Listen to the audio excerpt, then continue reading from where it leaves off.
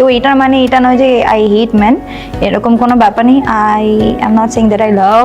ভাইরে, চারদিকে শুরু হয়ে গেছে মেগাস্টার শাকিব খানকে নিয়ে সমালোচনার ঝড়। শাকিব খানের আপকামিং সিনেমা প্রিন্সের নায়িকা সানি লিওনি। হ্যাঁ দর্শক, চারদিকে এমনটাই গুঞ্জন উঠেছে। শুধু গুঞ্জনের মধ্যে সীমাবদ্ধ নেই, শাকিব খানের চরিত্র নিয়ে শুরু হয়ে গেছে তুমুল বিতর্ক।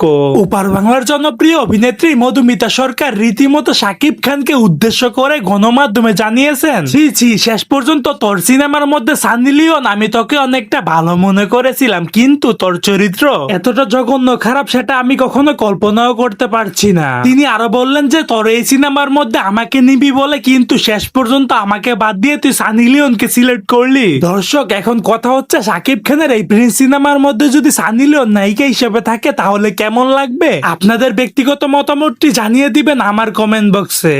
সো দর্শক, আজকের এই ভিডিওটি এই পর্যন্ত। যদি ভিডিওটি ভালো লেগে থাকে তাহলে ভিডিওতে একটা লাইক, একটা কমেন্ট আর অবশ্যই চ্যানেলটি সাবস্ক্রাইব করতে ভুলবেন না।